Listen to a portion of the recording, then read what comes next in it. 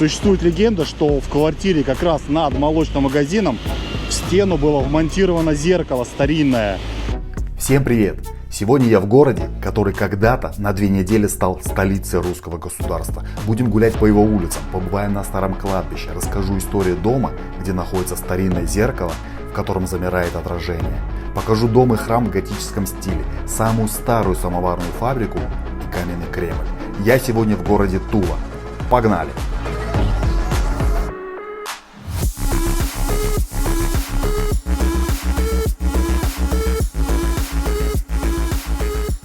Ребят, чем известна Тула? Самоваром, пряником, оружием, гармонью.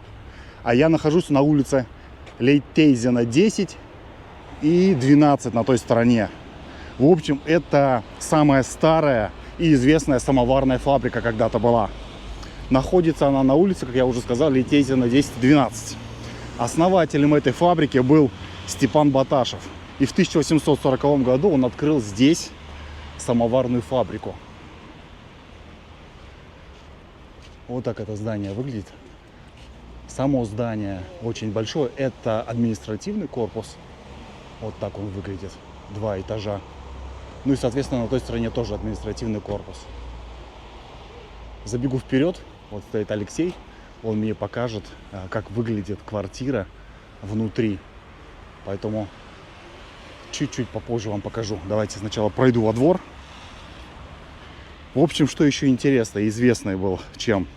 В 1896 году самовары Баташевых на всероссийском конкурсе, который проходил в Нижнем Новгороде, удостоились награды. Это наивысшая награда царского герба. Вот так выглядит внутренний дворик. Как сказал, впереди это у нас административные раньше были здания. А вот это уже, наверное, какой-то комплекс в плане там, где трудились рабочие. Хотя, видите, 1951 год указан. Ну, я так предполагаю, что это была дата реставрации этих зданий. Вот это все была фабрика. Ну, а сейчас здесь живут люди. Во всех вот этих помещениях живут люди. Нашел еще распорядок дня. Сейчас зачитаю вам. В общем, вот такой распорядок был на фабрике. Рабочий день начинался с 7 утра до 8 вечера, с перерывом на обед с 12 до 13:30. За опоздание грозил штраф в размере 25 копеек. В субботу был сокращенный день, так, до 18:00, а в воскресенье был выходной. Праздничные дни были выходными также, отпусков никаких не было. И представьте, что к началу 20 века в Туле уже насчитывалось более 50 фабрик по производству самоваров. Ну а теперь пойдемте, покажу вам, как выглядит помещение внутри, с позволения Алексея. Ребят, зашел я в дом, здесь живут люди, это вот Алексей, хозяин квартиры, сейчас пригласил меня в гости показать, как выглядит квартира в данный момент. Ох, какие потолки высокие. Цемент, потолки 4,40. 4,40. Ну да, здесь раньше, как я знаю, был административный корпус вот, самоварной фабрики. То есть либо административный, либо больничный. И, собственно, дальше вот из окна, если посмотреть, то видна вот вся остальная. Вся территория, это получается тоже дальше фабрика идет. Да, самоварной фабрики. И там тоже квартиры? Да, там тоже квартиры. И у всех 4 метра потолки, Нет, да? потолки только вот в административном. А, в этом здании. То есть вот если вы войдете во дворик, Ага. там вы увидите, что там. Можно, да, сюда? Да, сюда. Вот, ребят, удалось попасть благодаря Алексею. Меня тоже Алексей зовут. Если что, турист-оптимист на ютубе. Все. Это подъезд. Здесь, получается, 2 этажа всего лишь, да? Да, здесь 2 этажа. Ага.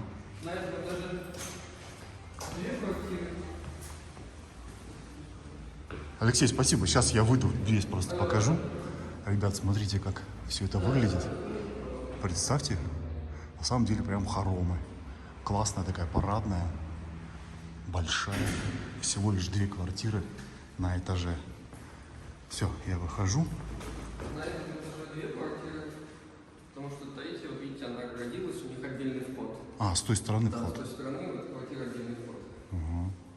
Они там крыльцо себе сделали, наверное, да? Да, там живет художник, сделал себе. Круто. Вот, так что вот такой дом. Ладно, спасибо, Алексей, еще раз. Спасибо. Ребят, это улица Льва Толстого. Когда-то это была дорога от Киевской заставы, а проспект, он как раз таки вот в той стороне. Я сейчас тоже буду там, и мы по нему, кстати, пойдем до Кремля. Раньше этот проспект Ленина назывался улица Киевская, а вот это уже католический храм святых апостолов Петра и Павла. Я зашел на территорию, сестра Габриэла меня пропустила. Я сейчас сниму снаружи, а потом внутри она мне проведет экскурсию. Как сегодня везет на видео, прям с первого, как говорится, объекта, который я хотел вам показать, мы попали вовнутрь. Это уже второй объект, и тоже посетим его внутри. В общем, это храм святых апостолов Петра и Павла, католический храм, построен он в 1896 году в неоготическом стиле. Давайте я обойду сейчас слева направо, чтобы мы полностью его посмотрели. Вот такие окна. Строили его, кстати, ссыльные католики, которые участвовали в польском восстании 1863 года.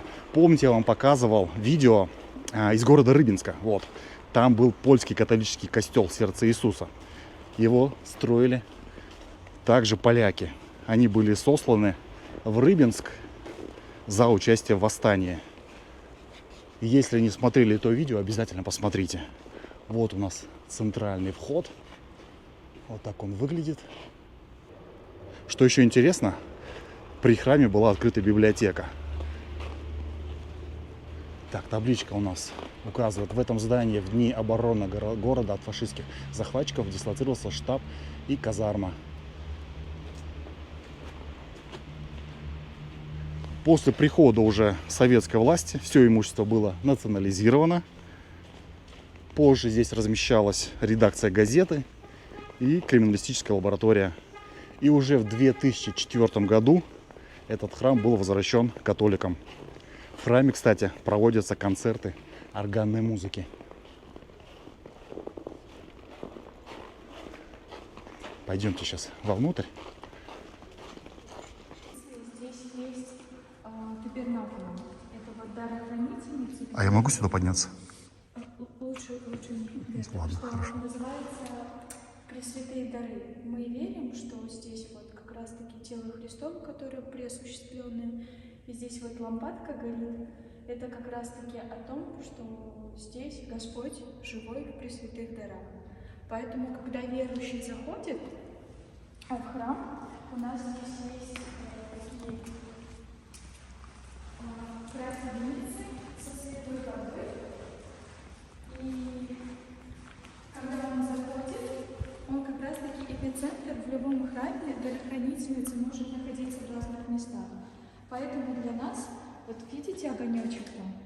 Для нас это значит, что вот, там вечный огонь, и там присутствие живого Христа. Сейчас у нас Адвента. Адвент — это период ожидания Рождества, пришествия Иисуса Христа, который у нас в православной и католической церкви есть разные календари, григорианский и юлианский. Поэтому у них 7 января, у нас 25 декабря, но когда-то православные тоже праздновали 25 декабря, было такое время. Так как это храм апостолов Петра и Павла, здесь есть икона, которая посвящена, это сделал наш прихожанин, который никакого образования не имеет в плане такого рукоделия, просто на пенсии человек начал нашел себя в том, что он всю жизнь собирал такие ножички по вырезанию из дерева, для него это была мечта, и когда ушел на пенсию, начал такими вещами заниматься. Я еще слышал, что, читал, что здесь концерт органной музыки. Электронный Вот, к сожалению, но звучание достаточно достойно. Это все равно считается органом электрическим, но органом там все встроено звучание. Нет, конечно, труб, но сам этаж, как правило, католические большие храмы, они предполагают вот Хорошее звучание, да, и хорошее звучание. И вот если мы говорим про орган, то он должен быть в трубах и всяких таких вещей. И здесь как раз-таки место, положение, она располагает к этому. Поэтому, в принципе, если у нас будет когда-нибудь... А концерты же дают, да? Да, дают. Вот скоро будет 15-го, например. 15 концерт, да. декабря.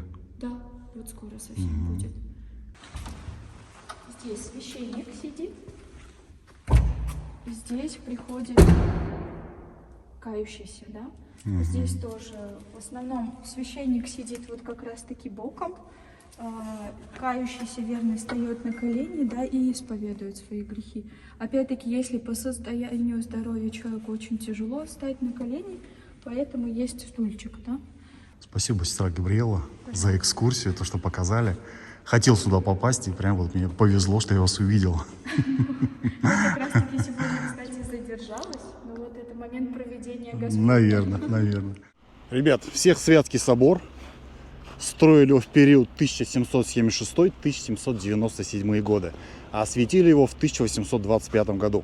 До этого здесь стояла деревянная церковь, а кладбище образовалось уже по указу Екатерины II, которая запрещала хоронить на тот момент в пределах города. И покажу вам я сейчас участок католический и лютеранский. Ребят, подошел к католическому участку, который был выделен на Всесвятском кладбище. Участок вот такой небольшой, но смотрите, что тут произошло. То ли ветра были, то ли ураган какой-то. Много деревьев повалено, все это здесь дело прям в таком не очень хорошем состоянии. Некоторые могилы разрушены. Ну, как-то вот так печально все это дело. В общем, само это кладбище здесь образовалось в 1865 году. Его здесь выделили для католиков.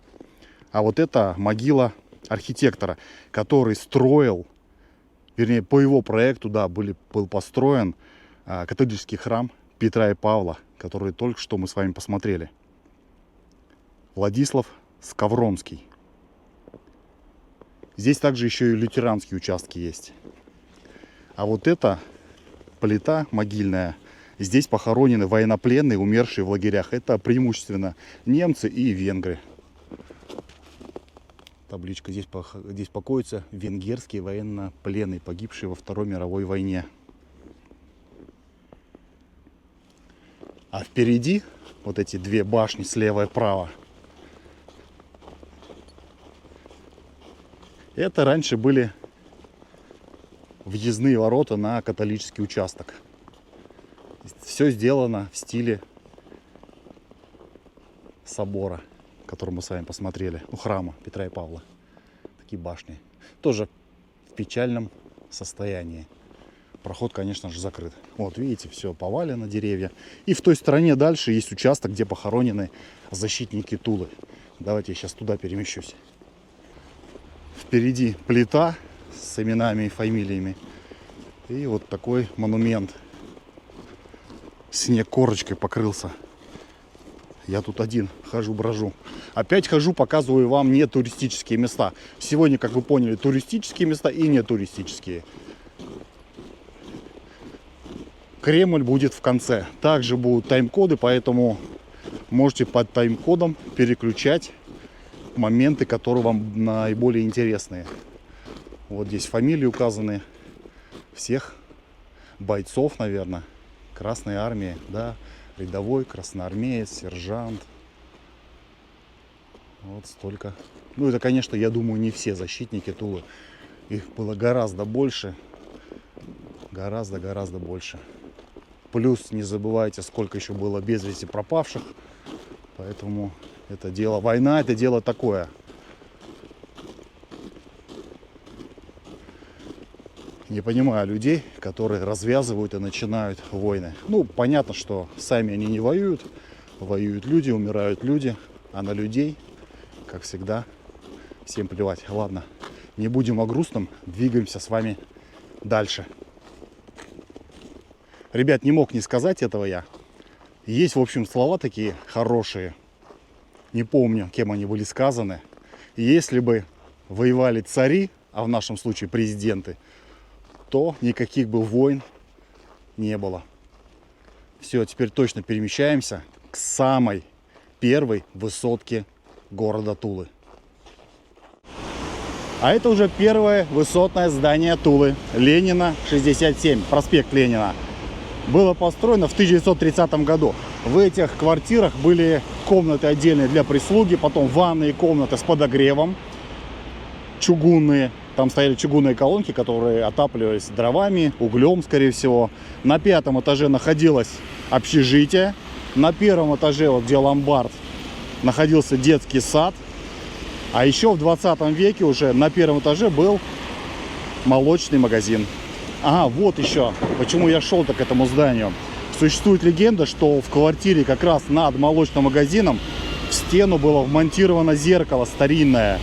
И в нем, когда к нему подходишь, твое отражение перестает двигаться. В общем, вот такая легенда. Рядом дом у нас 1956 год постройки. И на той стороне не менее интересное здание, смотрите, Тульская детская библиотека. Красиво смотрится. Все, и в той стороне у нас как раз таки Кремль. Но я сначала хочу показать вам еще городской парк.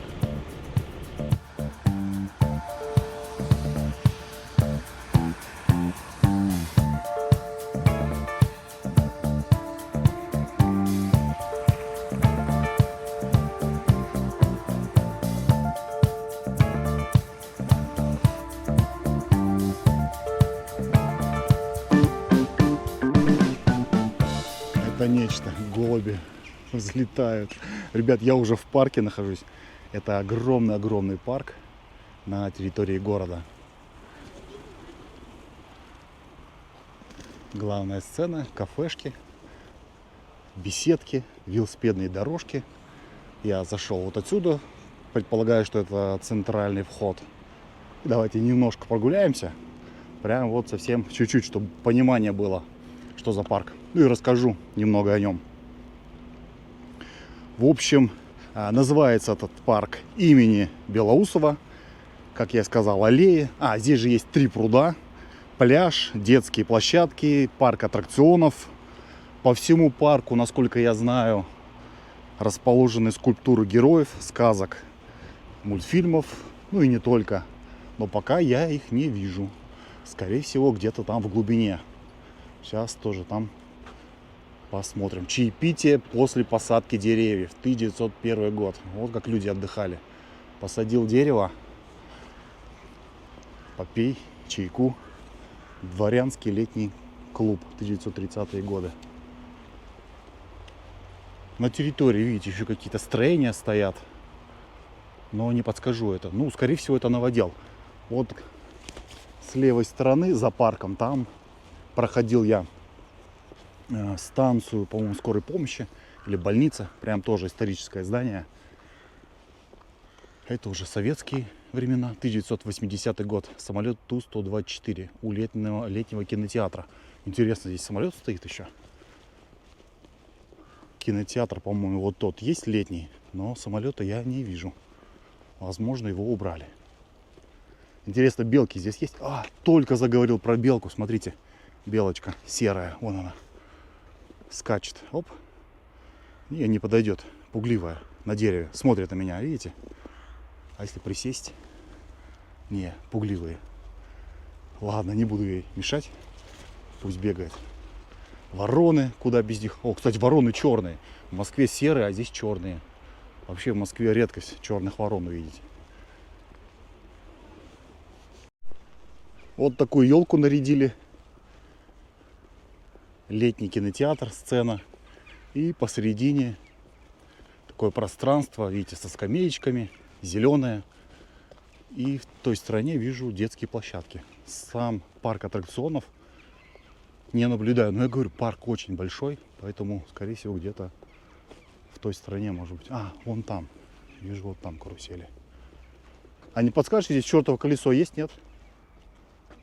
Колесо обозрения. Не работает. А, не работает? Не, просто показать. Так есть вот так, идете прямо, потом с левой стороны. Где-то в той стороне, да? Понял, спасибо.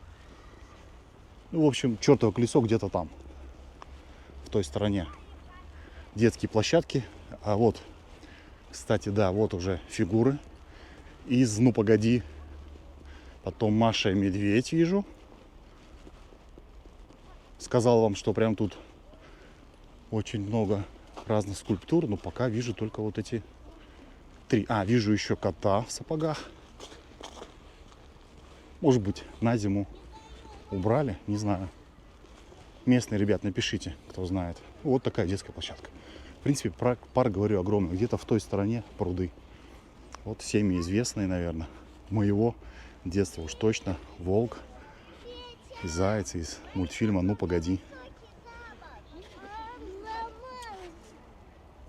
Аттракционов очень много. Понятно, сейчас все это закрыто. В той стороне ракета. Здесь тоже все под чехлами. На той стороне еще продолжаются игровые вот такие зоны, автоматы, карусели. А чертово колесо где-то вот за деревьями в той стороне. Сейчас тоже вам его покажу. Ну, наверное, оно тоже закрыто. Понятно дело. Зима. Ничего не работает. Но с погодой мне сегодня повезло. Сегодня где-то, наверное, ну, именно в данный момент, мне кажется, даже плюсовая температура. Шел снег, а сейчас прям очень тепло. Как бы дождь не пошел. Ну, наверное, 0, может, +1 есть.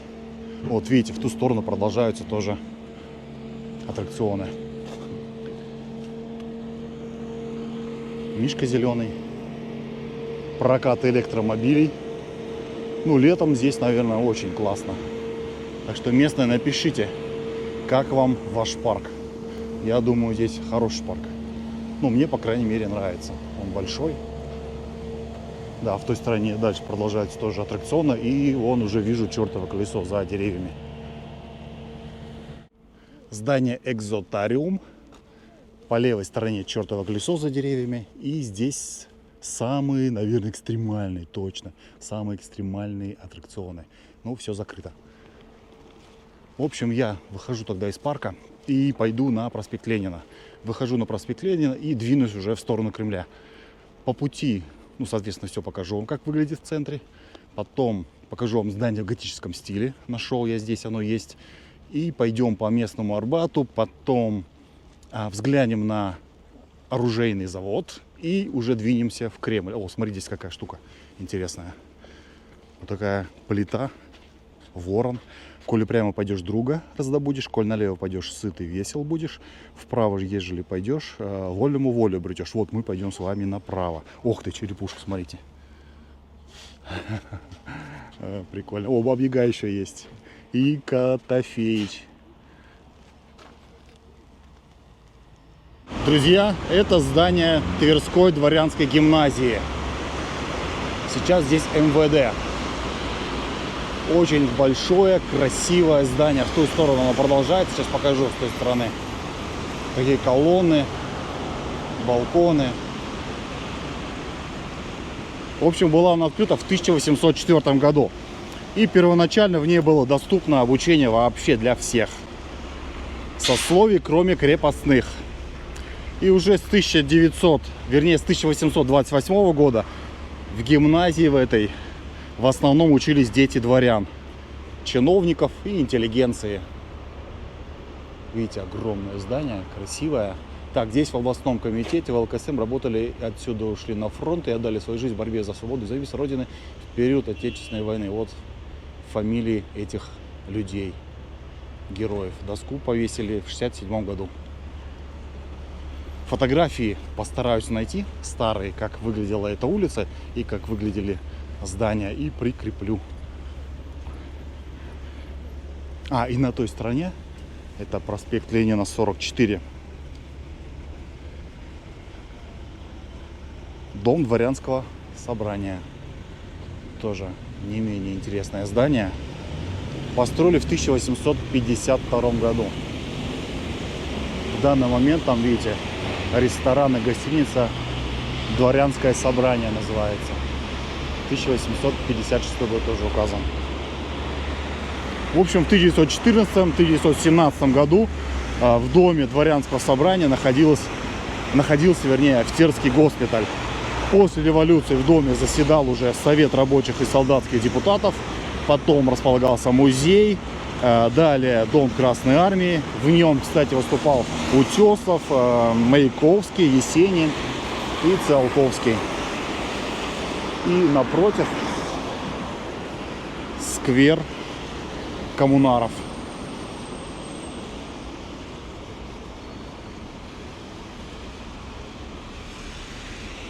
Мне же надо сейчас перейти на ту сторону и покажу вам вот это здание и расскажу, соответственно, про него. Это должно быть здание под номером 51. Проспект Ленина, 51.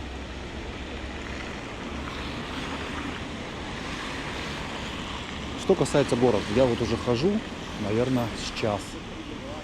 Здесь водители совсем не дружелюбные по отношению к пешеходам. На красный свет едут. А сам, в принципе, городок такой, знаете, ну, обычный российский город, в принципе. Ага, плиточка, смотрите, уже поотваливалась. Это уже здание дворянского клуба. Открыли его в октябре 1912 года к столетней годовщине Отечественной войны 1812 года.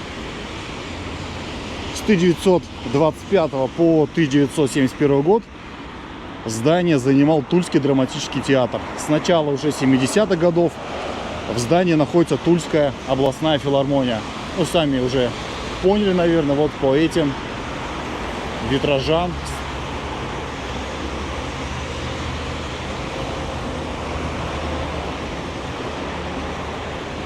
Вот такой вход в здание театра.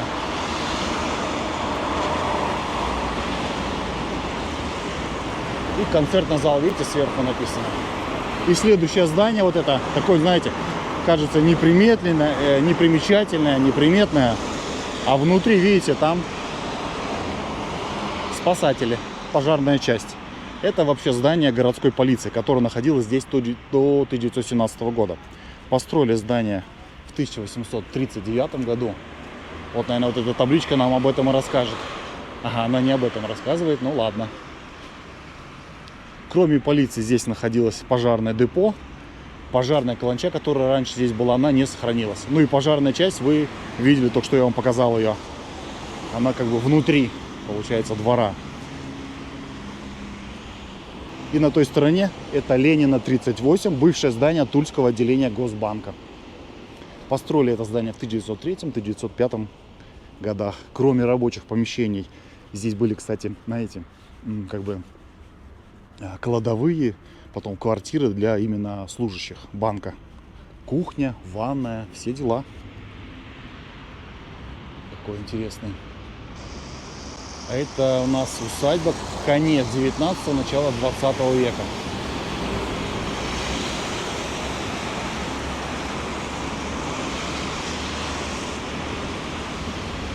Номер не вижу. Должен быть 47-й, по-моему. Да, 47-й, точно. Сейчас мы с вами заглянем направо. Хочу вам показать еще с этой стороны. В общем, вот этот особняк зелененький построен в стиле модерн. И построили в 1905 году. На территории когда-то находился фонтан, конюшня, потом цветник. Вот такой интересный дом. Еще такой дом здесь я не видел в Туле. Первый. И вот такая территория. Дальше по левой стороне, вот видите, на той стороне как раз таки у меня по левую руку, это сквер русско-армянской дружбе.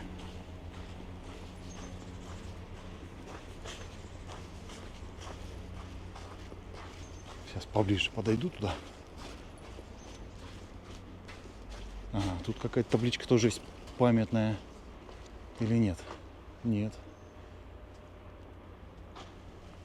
Ну, в общем, вот такой сквер русско-армянской дружбе.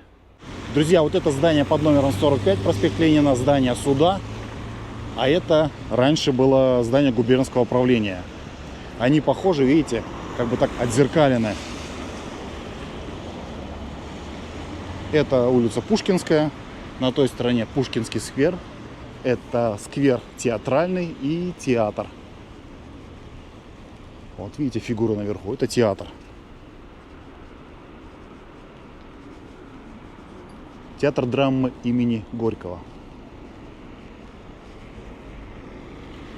Так, и хотел показать вот это здание с левой стороны. Ну, видите, идет реставрация, что очень хорошо, конечно же. Это Центральный кинотеатр. Его построили в 1951 году. А когда-то на этом месте вообще стоял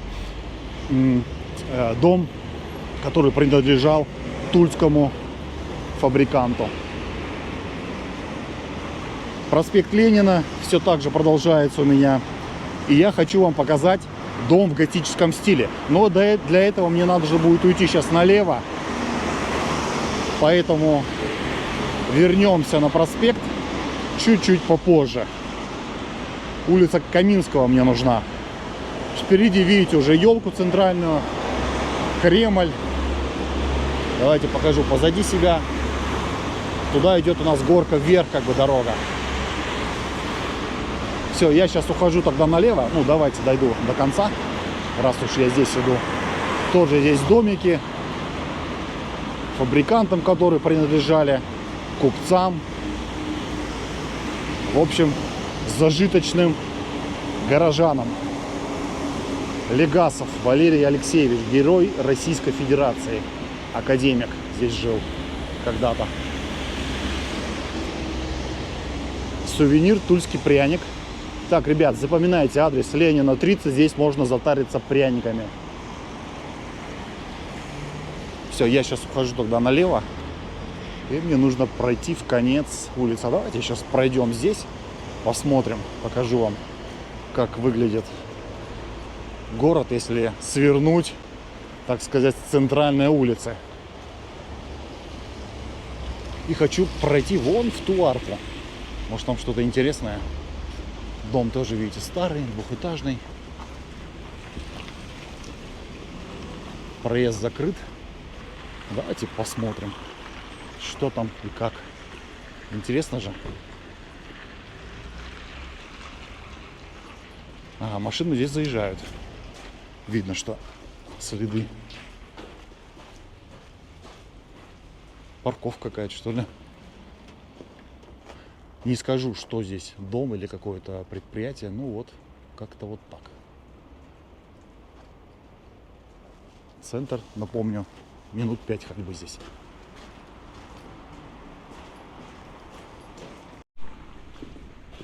Вот он и дом в готическом стиле.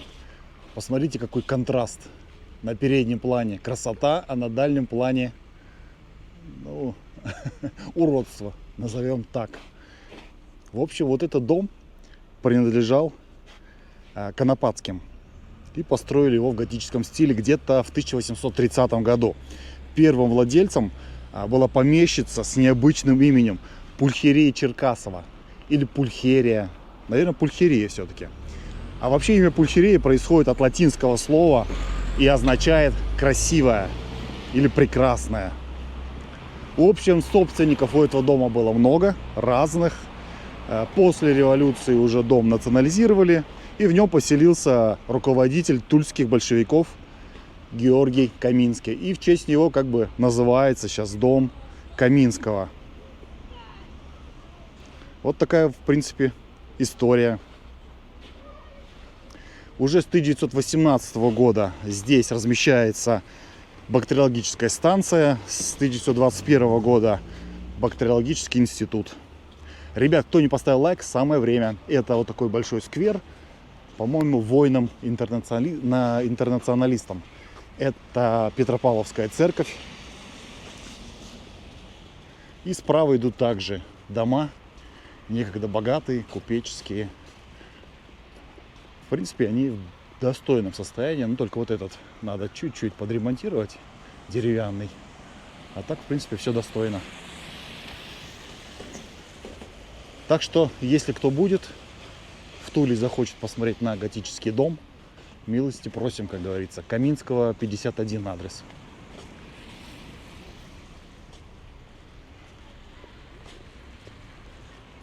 Тоже деревянный, что ли? Или нет? Или второй? Да, второй этаж вроде как деревянный, а низ каменный. Вот это тоже красиво смотрится здание. Вот такой сквер. Все, я тогда сейчас возвращаюсь на проспект Ленина и продолжим наш путь в сторону Кремля. Вернулся на проспект Ленина и давайте немножко расскажу про тульский пряник. Первое письменное упоминание о тульском прянике в песцовой книге было в 1685 году. А самый большой пряник весом в 143 килограмма испекли в 2023 году. И хочу вам показать здание под номером 27. Вот это 29-е, но это все тоже купеческие дома. А вот 27-й, двухэтажное здание. Это здание старой тульской аптеки. Вот так оно выглядело.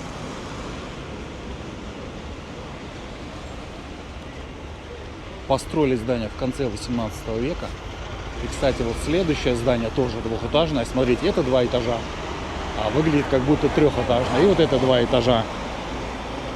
В общем, вот это здание принадлежало князю Касаткину Ростовскому. Он его продал колледжскому советнику Белявскому, а тот, в свою очередь, открыл здесь аптеку. И она считала здесь самой лучшей аптекой в городе. И вот этот дом Крафта, тоже аптека. Видите, с правой стороны табличка имеется. Жилой дом с торговым залом. Аптека. А это, наверное, самый-самый старый дом в Туле, который сохранился до наших дней. Построили его в конце 1790 году. И здесь тоже была аптека, как я и сказал. Но мне вот это здание больше нравится. Не знаю почему, но есть какая-то в нем такая своя изюминка. Львы, да, морда львов наверху. Герб, наверное. Ну, вот такая вот история, вот такой дом. Тоже тульский пряник. Кондитерский магазин. Вот тоже не менее интересное здание. Смотрите, какое прям шикарное. Слушайте, вот что-то наподобие вот такого здания я видел в Будапеште. Прям напоминает. Отголоски Европы. Петр I открыл окно в Европу, а кое-кто его закрыл. Если так можно сказать. Платонов, торговый офисный центр. Ну, шикарное здание. Его, конечно, подшаманить чуть-чуть хотя бы, подкрасить, и будет вообще шикарное. Давайте еще историю про город. В 1605 году Тула на 2 недели стала столицей русского царства. Наверное, государства тогда еще. Уже. Сюда прибыл Лжедмитрий I, и он выдавал себя за младшего сына Ивана Грозного. И они, насколько я помню, знаю, читал историю, замуровались, закрылись как раз-таки в крепости, в Кремле. Потом, чтобы его оттуда выкурить, так сказать, подтопили в окрестности все это дело. Но Кремль выстоял. Ну и вроде как предложили мирно сдаться, что никто не пострадает. И вроде так и получилось, что они сдались. Но, наверное, кроме Лжедмитрия, его все-таки постигла кара. Что из современного? Первый, наверное, да, городской транспорт появился в Туле. И это стала такая, знаете, конная железная дорога. Ее история берет еще в 1888 году. Я, кстати, в город приехал на электричке, выезжал с Курского вокзала из Москвы. Время в пути у меня составило 2,5 часа. По билетам 780 рублей цена. Но есть подороже, еще дороже, там 1500, и подешевле. Который подешевле едет 3,5 часа. Вот, походу, мне на ней придется назад возвращаться в Москву. В общем, в 1924 году в городе был пущен первый автобус. В городе проживает около 450 тысяч жителей. Разделен он на 5 районов. Тоже прикольное здание, желтое. И является город по факту промышленным городом. Через Тулу протекает река Упа. Посмотрел специально ударение на А букву. Необычное звание Упа. А еще здесь родился актер Вячеслав Невинный.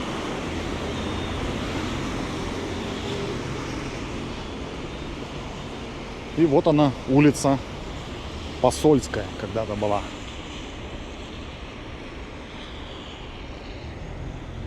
Ныне улица Советская. На той стороне это здание правительства области, площадь Ленина. Как полагается, Ленин памятник.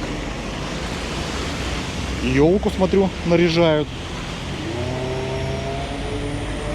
А вообще до советского времени здесь стояли лавки, и в советское время все это дело здесь снесли.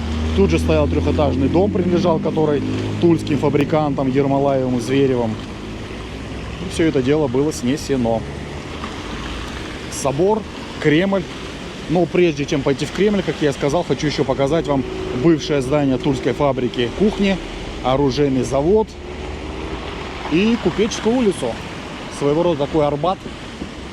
Так, мне нужно перейти на ту сторону и идти к зданию Сбербанка. А давайте вот здесь сейчас перейду и пойду вдоль площади.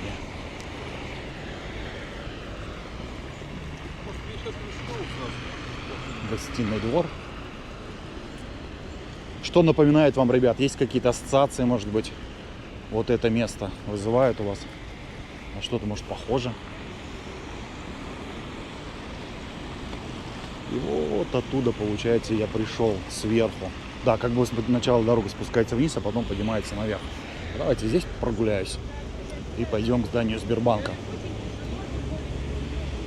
Так, вижу там кофе-шаурма, потом какой-то павильон.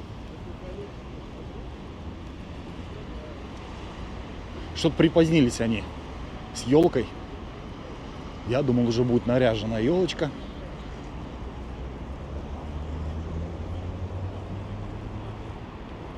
Ага, вижу, вон здание Сбера. Все, мне к нему и надо. Поэтому давайте здесь пройдемся, посмотрим заодно.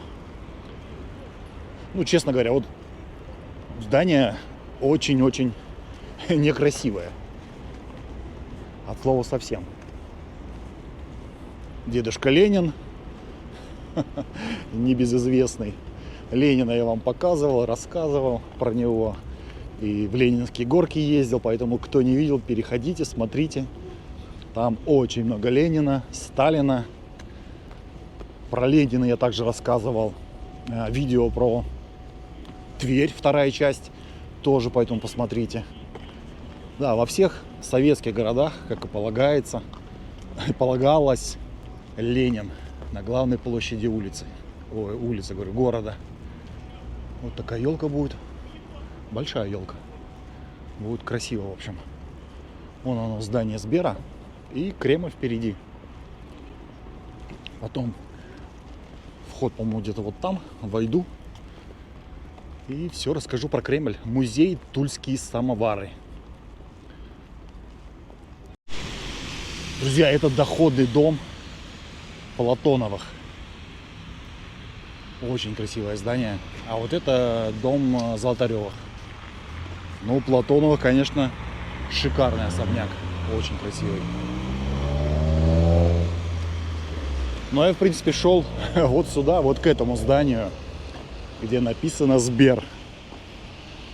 Здесь когда-то находилось, вернее, это и было здание, бывшее здание Тульской фабрики кухни. Строили здание как общественная столовая. Сама фабрика начала свою работу в 1931 году и одновременно обслуживала около 5000 человек. И за сутки она выпускала около 20 тысяч обедов. Представляете, какой масштаб? На первом этаже были производственные помещения, на втором этаже обеденный зал, третий зал на третьем этаже уже отводился под банкеты. Ну и праздники там же проводились. В общем, коммунизм строили. Но в 90-е годы уже все изменилось. Фабрику закрыли, а ближе к 90-м, уже к концу, наверное, 90-х, здание это стал занимать Сбер. В общем, вот такая история. По правой стороне у меня стены крепости Тульского Кремля, который нас ждет чуть-чуть попозже. Пройдем сейчас по улице Пятницкая, это вот как раз таки пешеходная зона. И я уже по ней иду. Да, сейчас вот сверну налево.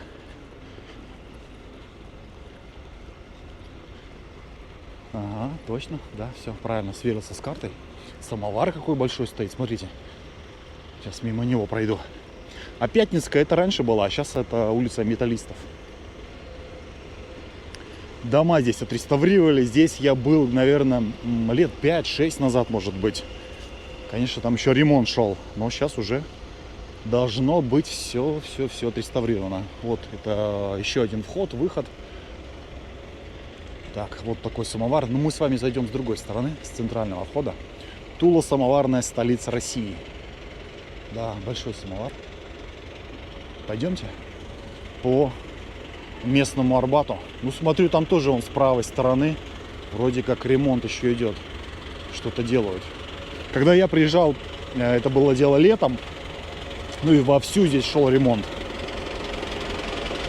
Ну, честно говоря, думал, что уже здесь все сделали.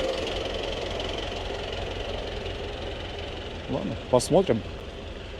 До конца прогуляемся. В общем, слева и справа это все купеческие дома, когда-то были. Слева вижу колокольню и Покровская церковь. Вон она, купола торчат. Там уже завод оружейный, но мы сейчас с другой стороны подойдем к нему. Блин. Я думал, сейчас на меня залетит. Выставочный зал, мастер-классы, лекции. В общем, такое здесь пространство для творения. Ну да, вот это здание еще не отреставрировано, судя по всему. Ну, здесь также музеи, как я сказал, мастер-классы, кафешки. Можно сравнить, наверное, с московским Арбатом. Да, работы еще все ведутся. Дом жилой, середина 19 века.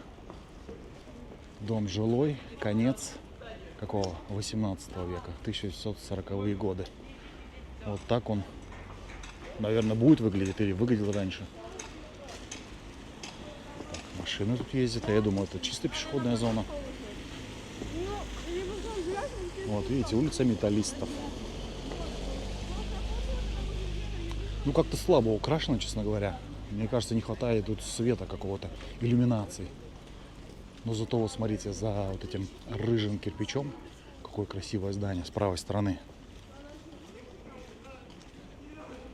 Я же выпускал видео тоже, прогулка по Арбату в Москве. Поэтому также, кто не смотрел, обязательно посмотрите. Гулял я там по новому Арбату и по старому. Также рассказывал историю, нашел исторические факты интересные и фотографии.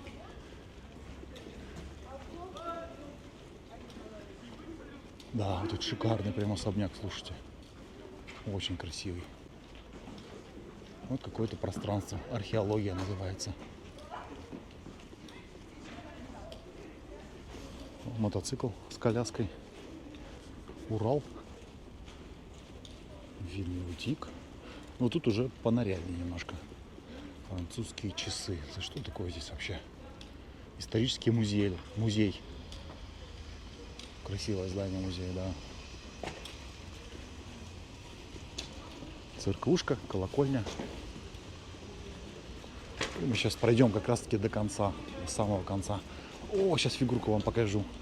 Туляка. Наверное, туляк, правильно он называется, если я не ошибаюсь. Вот такой малыш. Тульский мастеровой. Вот. Нос ему натерли. Сидит такой на молотке, молоте. Так что, знаете, он здесь. Вас ждет. Приезжайте. Отель Пряничная. Ну, также пряники. Видите, музей чаепития, буфет на ходу, кафе, ресторан, морепродукты, караоке, пицца. В общем, да, такая прогулочная зона. Вот уже подарки здесь стоят. Распаковывать не хочу. В общем, сюда можно прийти. Я уверен, кто приезжает в город, в основном это вот приезжает на эту улицу и в Кремль. Все. Я же вам показал чуть-чуть больше. Лайк, ребят, кто не поставил, обязательно поставьте. Поддержите меня, это видео, канал. И поделитесь этим видео со своими друзьями, знакомыми, близкими. Всем, с кем можете. Можете даже в своих соцсетях ссылку оставить в Инстаграме, там, не знаю, ой, он же запрещен у нас. Ёлки-палки. В запрещенном Инстаграме. Как там он признан экстремистом или террористом? Смех и радость. Смех и радость. Новый год. Напишите, ребят, что вы планируете на Новый год. Я, кстати, выпущу еще видео. Прямо перед Новым годом поздравлялку от себя. Прогуляюсь возле Кремля, на Манежной площади. Ну и посмотрю, где есть хорошие локации, красивые в Москве. Также побываю. Но это видео, соответственно, выйдет раньше. Вы можете здесь тоже написать, какие у вас ассоциации, какие-то, может, пожелания на Новый год. Что вы там все исполнили, что загадывали в прошлом году или нет. Такое у меня будет. Это предновогоднее видео, а то уже будет последнее. Ну вот, в принципе, мы с вами и дошли почти до конца. Давайте позади себя покажу. Вот так это выглядит. Ну, красивая улица. Не хватает, конечно, ей огней побольше. Хотелось бы больше света. Вот как вот на вот этом здании. Так, и вот у нас уже сквер.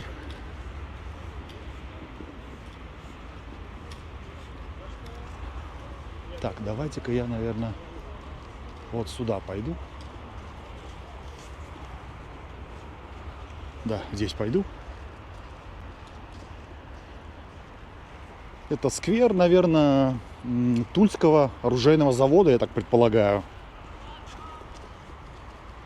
И вот на той стороне Тульский завод. Сейчас тоже перейду мост и покажу вам с той стороны, как все это дело выглядит. Тоже не менее интересно, красиво смотрится. Красное здание. Ну, красивая улица. Интересная. Приезжайте. Вот там городской что-то концертный зал какой-то. Это памятник должен быть Мосину. Мосин, напомню, это тот, кто изобрел винтовку Мосина. Сама винтовка же была принята на вооружение в 1891 году. Да, вот, Сергей Иванович Мосин. Вот такая винтовка. И давайте пройдем сейчас туда, на ту сторону. За сквером через мостик находится Императорский Тульский оружейный завод. Напомню, что завод это самый, давайте вот сюда пойду, самый, наверное, самый старый оружейный завод России. В 1712 году указом Петра I была основана казенная оружейная фабрика, а уже в 1714 году она начала работать.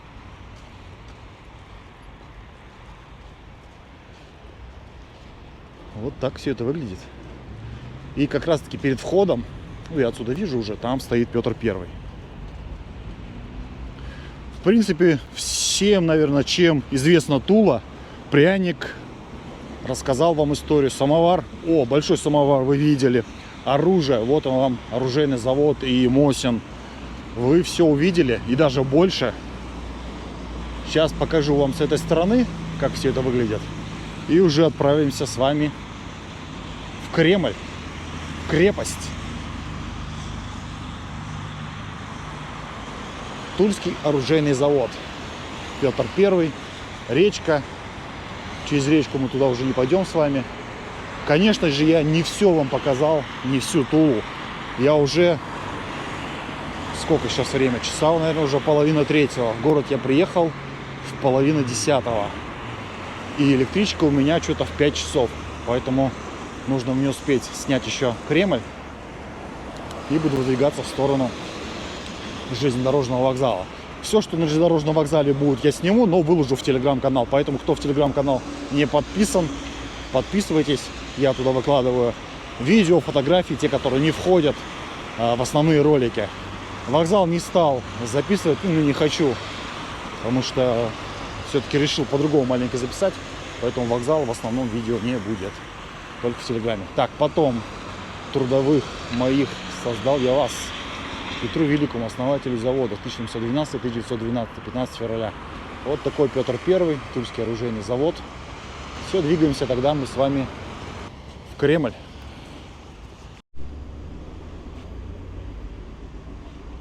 Вот я добрался до Тульского Кремля. Это план-схема расположения всех объектов. Все, отправляемся тогда. Преображенская церковь.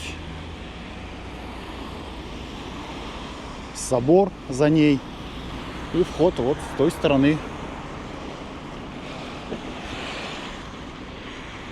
Расскажу сейчас тоже историю вам Кремля.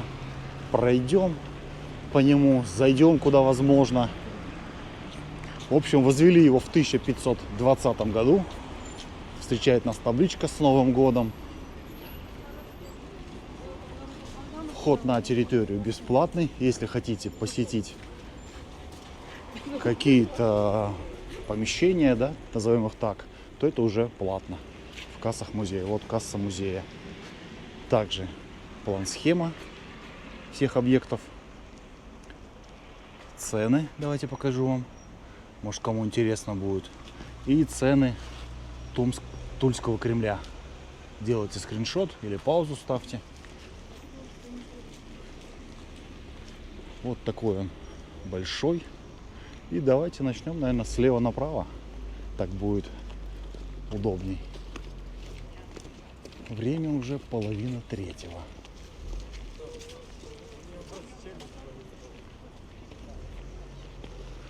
Сам Кремль строился как оборонительное сооружение от крымско-татарских набегов.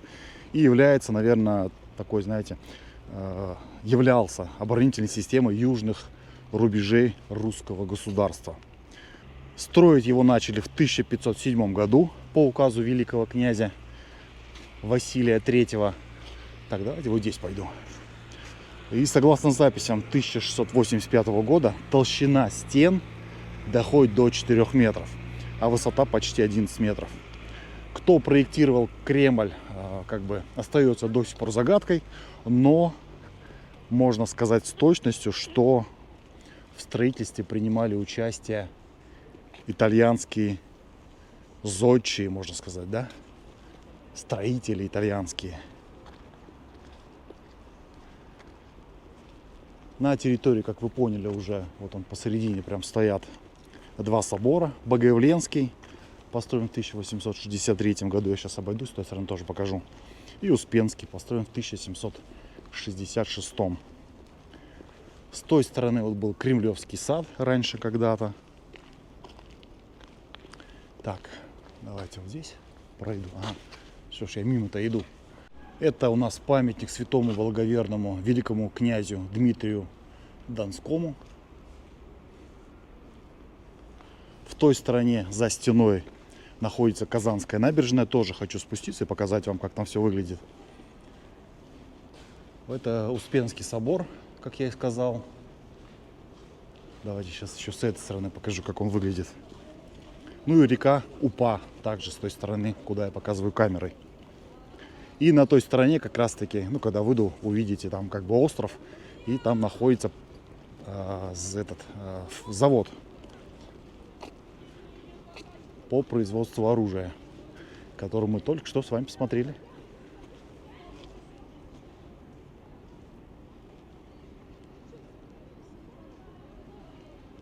Колокольня трехярусная.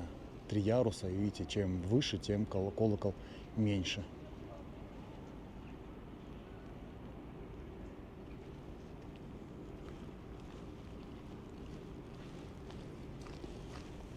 Так, здесь на территории есть пиццерия, сырная лавка.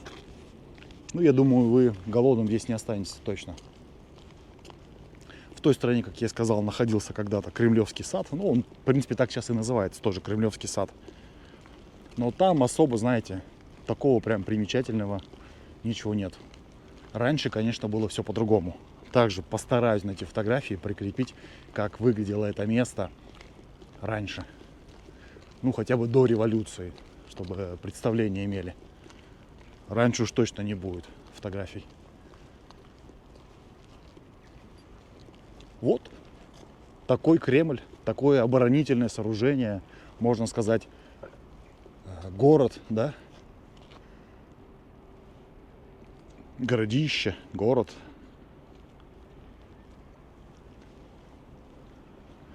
Давайте вот сейчас обойду с этой стороны здания, посмотрим, как там и что там. Ой, скользко. Чуть не упал.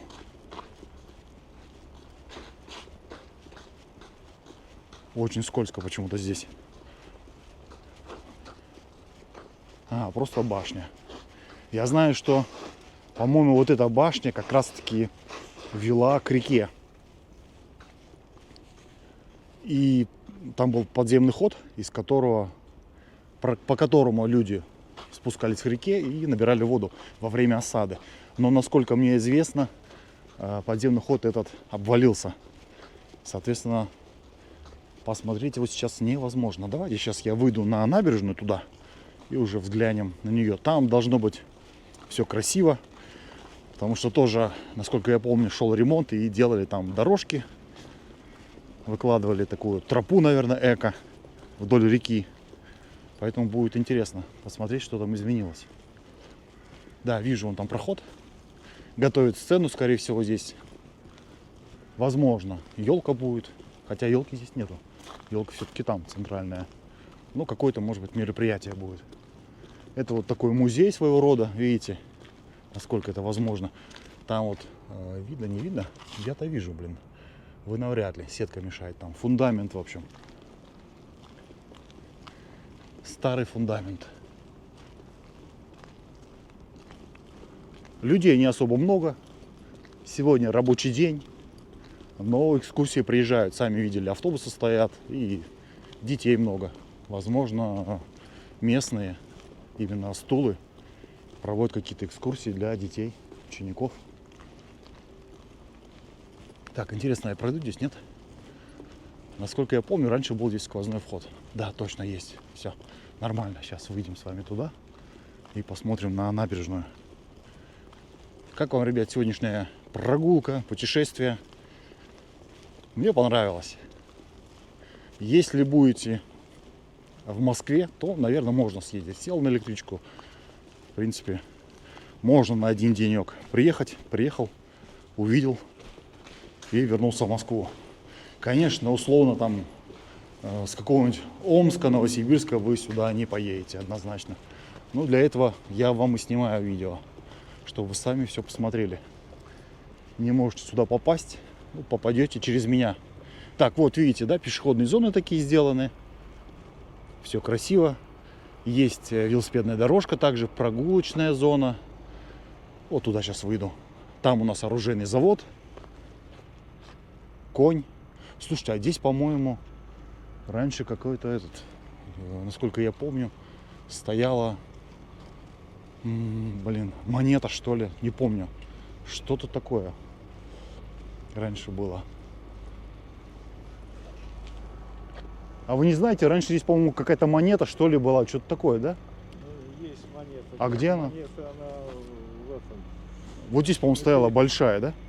Нет, Или что-то? Чтобы вот так, как тут. Да, круглая. Нет, тут не стояло никогда. Или пряник, что-то такое, по-моему, было. Ну, тут раньше Не помню. не было, Еще да. до вот этого. Ну, понял. Я просто давно здесь не был. Но на территории там есть отметка, как монета. Я понял. Я понял. Ну, что-то вот здесь, по-моему, стояло вот раньше. Или самовар, нет? Был, нет? Ну, самовар когда-то. Да, может самовар был, да. Я вот помню, что что-то стояло. А куда его перенесли? А самовар стоит вот как училище. А, точно, металлические там его поставили. да, Все, я помню, что здесь что-то было. А я его уже снял. Понял. Понял, спасибо. Все, вспомнил, самовар. Я помню, что-то здесь стояло. Говорю, лет 5 или 6 назад здесь был. А мне почему-то казалось, что монета здесь была. А оказывается, самовар. Тот, который я вам уже показал. Давайте выйду сейчас вот на ту площадку. Взглянем на остров оружейный. Вообще, раньше на этом острове старое городище находилось. И на нем, на этом острове, жили оружейные мастера. Так что вот так. Туалет есть. Река. Ближе к мосту она, конечно, замерзла. Здесь нормально. Уточки плавают еще.